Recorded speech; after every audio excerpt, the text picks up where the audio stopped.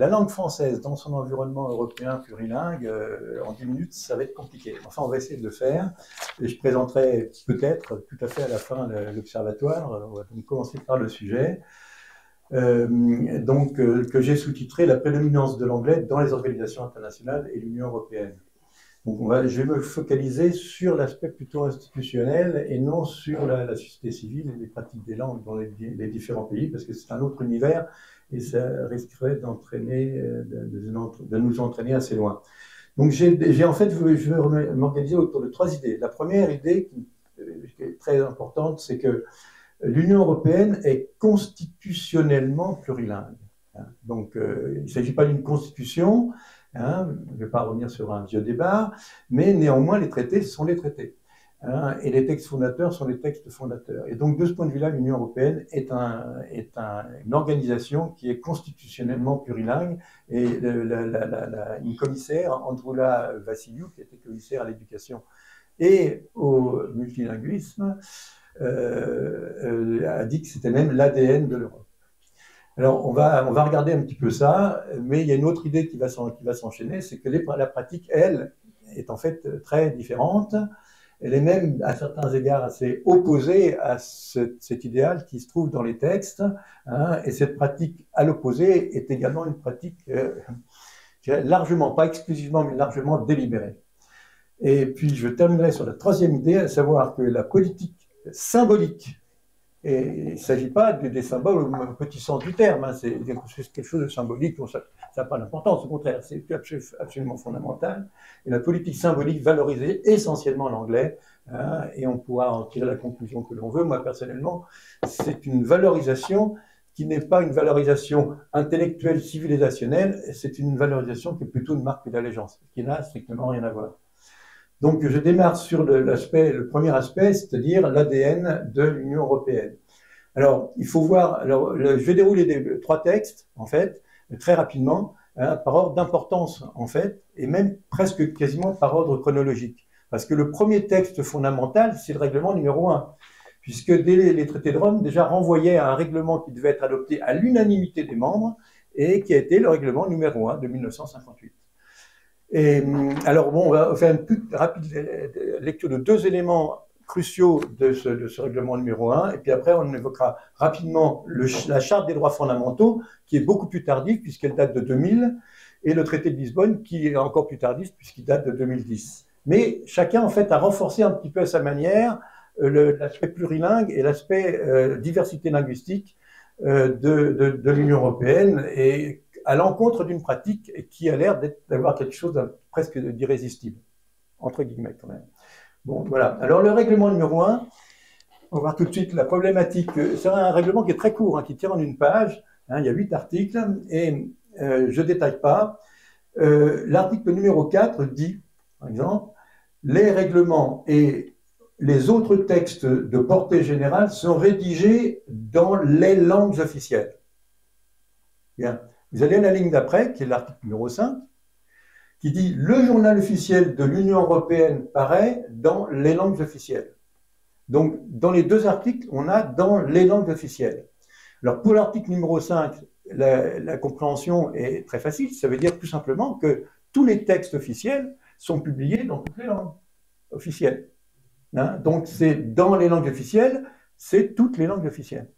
Mais l'article numéro 4, la pratique en a décidé un petit peu autrement. De toute façon, on n'imagine pas qu'un texte soit d'emblée rédigé en 24 langues. Ça, évidemment, c'est facile à comprendre.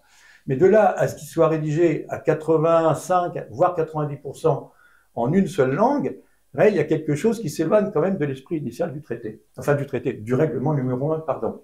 Alors, je vous donne quelques statistiques, histoire quand même d'avoir quelque chose en tête. Là, je prends quelques statistiques qui sont issues d'un bouquin de Robert Philipson, La domination de l'anglais, un défi pour l'Europe. En 1970, alors c'est les chiffres qui viennent de la Direction générale de la traduction.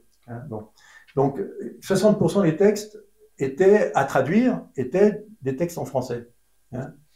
Et 40% étaient en allemand. Je suis un petit peu étonné quand même de cette statistique, parce que ça voudrait dire qu'il n'y avait que le français et l'allemand. Ce dont j'en doute fortement. En attendant, admettons grosso modo que ce soit vrai. En 89, le français avait légèrement diminué, 49, mais l'allemand avait baissé d'une manière radicale par rapport à l'anglais. C'est l'anglais qui s'est développé au détriment de l'allemand. Et puis en 97, le français avait à nouveau régressé à 40% et l'anglais à 45%. Et en 2017, c'est-à-dire en gros 20 ans plus tard, le français était tombé à 2%.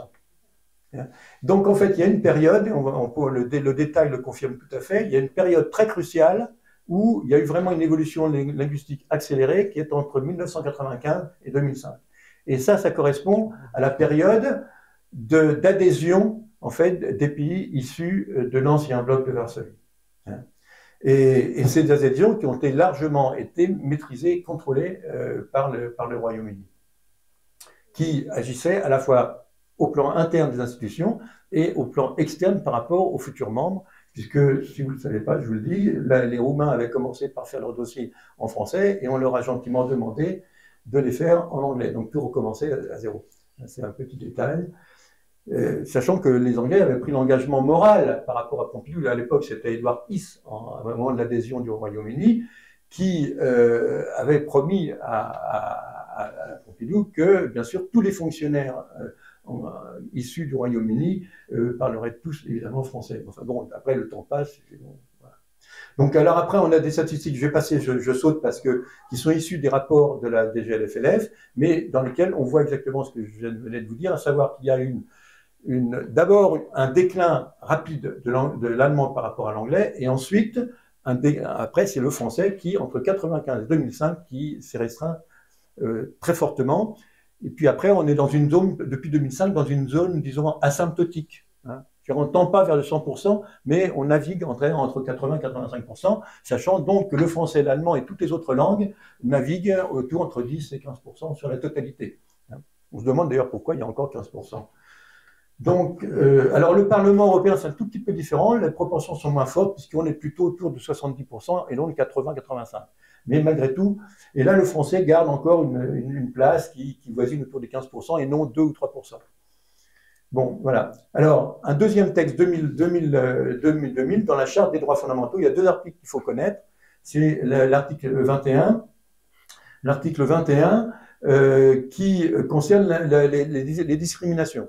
Et donc, l'article 21 interdit toute forme de discrimination dans différents domaines, et notamment les langues.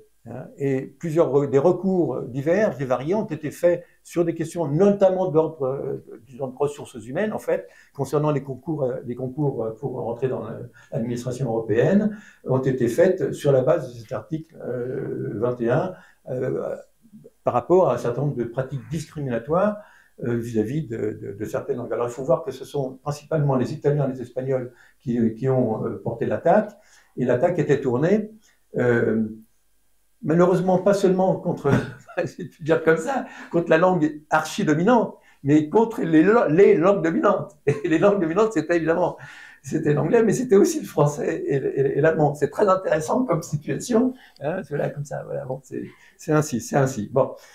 Voilà. Et l'autre article important aussi de la Charte des droits fondamentaux, c'est l'article 22 qui porte sur la diversité culturelle, religieuse et linguistique et qui dit que l'Union respecte la diversité culturelle, religieuse et linguistique. Bon, c'est un peu trop vague, pour en tirer vraiment des conclusions sur le plan vraiment pratique. C'est ça qui est un petit peu dommage. Mais néanmoins, on peut toujours l'invoquer. Et après, c'est aux juridictions, éventuellement, si on est dans les voies juridictionnelles, qui ont leurs avantages et leurs inconvénients, donc c'est aux voies juridictionnelles de traiter le problème. Alors, dernier élément important qui est assez peu connu, c'est le traité de Lisbonne. En fait, dans le traité de Lisbonne, il y a deux principes qui sont énoncés aux articles 10 et 11 du traité sur l'Union européenne. C'est le principe de transparence et le principe de participation. Donc le droit des citoyens à la participation aux décisions est énoncé dans le traité. Et il est énoncé en même temps que le droit à la transparence. C'est pas complètement neutre. D'ailleurs, l'OEP a écrit il y a un certain temps à la Commission européenne, et nous, on peut faire état d'une réponse qui était extrêmement circonstanciée, qui fait 2 à 3 pages, dans lequel le représentant de la Commission, qui n'était pas la présidente de la Commission, donc on fait toujours signer des gens qui ont une capacité d'engager qui n'est pas trop grande, hein, mais néanmoins c'est quand même un haut fonctionnaire qui a répondu et qui a dit, ben oui, effectivement, il est impossible comment dirais-je, d'assurer la transparence de l'information et de la documentation s'il n'y a pas une expression dans toutes les langues qui sont comprises par les citoyens. Hein, voilà, ça il l'a fait reconnu. Et donc, s'il y a un monopole de l'anglais, évidemment, ça peut pas fonctionner. Et donc, voilà. Et voilà, donc alors maintenant, les pratiques opposées, ben, je vais un petit peu détailler certains points que je viens d'indiquer. Bon, je ne vais pas m'appesantir sur la politique éducative. Si vous voulez poser des questions, on peut le faire, hein, mais là, c'est pareil, ça risque de prendre un petit peu de temps, mais il y a des choses beaucoup très intéressantes à dire sur les politiques éducatives. Alors, maintenant, dans les politiques, alors disons que tout ce qui touche à la communication, donc, on a vu que dans le règlement numéro 1, l'article 4 et 5, et l'article 4 qui parle de la rédaction, finalement, l'application semble extrêmement loin de l'esprit quand même du plurilinguisme, hein, mais qu'il y a aussi toute une zone grise, hein, qui n'est pas couverte du tout par le règlement numéro 1 et par rien du tout. C'est tout ce qui est la communication. Hein. Et donc là, c'est une grande zone grise dans laquelle, évidemment, l'anglais a pu s'introduire et quasiment gagner à peu près tous les secteurs. Alors, en ce qui concerne le règlement numéro 1 et la langue de rédaction, c'est un petit peu comme ça. Il y a une introduction en catimini, sans le dire, et puis après, on s'étale. Parce que, normalement, les différentes agences ou les différentes administrations sont censées avoir leur propre règlement intérieur. Donc la commission, par exemple, mais partons de la commission et non du conseil, parce que bon, c'est pareil, ça rendrait les choses un petit peu plus compliquées, mais restons sur la commission. Elle a un règlement intérieur. 5 minutes. Et il y a un règlement, ouais. Il y a un règlement intérieur, ouais, c'est ça va mettre 12 minutes, on a déjà gagné. Donc il y a un règlement intérieur, mais le règlement intérieur ne parle pas du tout de langue. Donc il n'y a pas de règlement intérieur sur le plan linguistique. Et ça permet justement d'imposer des pratiques simplement par l'exercice du pouvoir hiérarchique. À partir du moment où les commissaires, comme on voit comment ils sont distribués, puisqu'il y en a un quasiment par membre, par pays, hein, et que ceux qui ont parié sur la langue anglaise sont largement dominants dans les commissaires, après, ben, les directeurs généraux qui dépendent d'un commissaire, ils sont tous astreints à l'anglais, et les directeurs généraux, ils astreignent à l'anglais les sous-directeurs, et ainsi de suite. Et quand on envoie un texte à français écrit en français, il l'envoie en anglais, on lui retoque, on lui dit non, en anglais, hop, c'est parti. Bon, mais comme il risque sa carrière, évidemment, il ne va pas faire un procès. Hein. Bon, donc, l'histoire est gagnée. Alors, pour la communication, c'est à peu près la même chose. Et là où on voit parfois qu'il y a des petites frontières qui se créent, je vais bientôt terminer, c'est par exemple le problème des consultations publiques. Comme on l'a vu, le principe de participation, je l'ai indiqué à propos du traité de Lisbonne, il y a la conséquence du principe de participation, c'est l'organisation de consultations. Donc toutes les questions aujourd'hui, on ne le sait pas, mais c'est comme ça, toutes les questions nouvelles, de définition de politique nouvelle, de nouveaux règlements, de nouvelles lois, etc., font l'objet d'une consultation. Ça ne dure pas très longtemps parce que ça dure 4 mois. Hein, mais néanmoins, il y a une déclaration, il y a un avis de consultation et il y a un texte de base. Alors, il n'y a pas très longtemps, le texte de base, c'était ce qu'ils appelaient une feuille de route. C'était un document de 10 à 15 pages, etc. Mais tout était en anglais. Hein, bon. Et donc, à l'époque, c'est alors, entre autres, pas tout seul, mais nous, l'Européen, on s'était plaint auprès de la médiatrice. Hein, et la médiatrice, d'ailleurs, a fait une grande enquête sur les pratiques communicatives de la Commission. Et je ne sais pas ce qui se passe. Ça va, on vous entend bien. Bon, on m'entend bien? Bon. Oui. Et en fait, elle a quand même, dans son rapport de synthèse, nous on a fait des demandes précises, dans son rapport de synthèse, elle a dit, mais la pratique que vous avez n'est pas conforme au traité. Et nous on a écrit aussi au Parlement européen, au Conseil, au secrétaire général du Conseil et au secrétaire général de la Commission, c'est pareil, on a dit, mais c'est pas du tout, c'est parfaitement contraire au traité. Si vous ne vous alignez pas, ben, là, ça traduira par des actions juridictionnelles. Aujourd'hui, on peut constater, en attendant que aujourd'hui les choses se sont à peu près rentrées dans le rang. Donc, et je termine là-dessus, il y a la symbolique. On voit très bien là, mais il faut prolonger ce contenu sur la symbolique. On a eu l'histoire des cartes d'identité il n'y a pas très longtemps. Bon, c'est les cartes d'identité, mais c'est une valeur de symbole énorme. En 2021, et on voit comment il y a des stratégies de contournement qui existent. Et par exemple, pour ce qui a servi de base au pass vaccinal, ça s'appelle, comment je sais plus quoi, le certificat numérique vert, le certificat vert numérique.